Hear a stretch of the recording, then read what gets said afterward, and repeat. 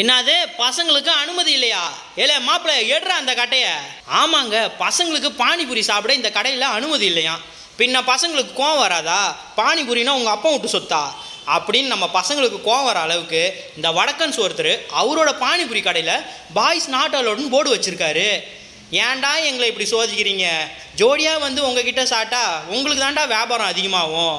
நான் என் பெஸ்டிக்கு ஊட்டி விட, அவன் எனக்கு ஊட்டி விட ஒரே குஜாலாக இருக்கும். நீங்கள் இப்படி போர்டை போட்டு எலசங்களோட மனசை இப்படி காயப்படுத்திட்டீங்களே.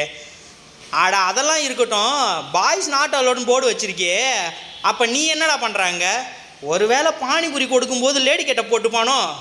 இந்த மாதிரி நம்ம எவ்வளோ விமர்சனம் செஞ்சாலும் அந்த கடைக்கு வரும் பெண்கள் தாங்கள் சுதந்திரமாக உணர்வதாக சொல்லியிருக்காங்க. ஆண்கள் கூட்டம் அந்த கடையில் அதிகமாக இருக்கிறதுனால எங்களால் வந்து ஃப்ரீயாக பானிபூரி சாப்பிட முடியல, எங்களுக்கு சங்கடமாக இருக்குன்னு அந்த கடைக்காரர்கிட்ட சொல்லியிருக்காங்க.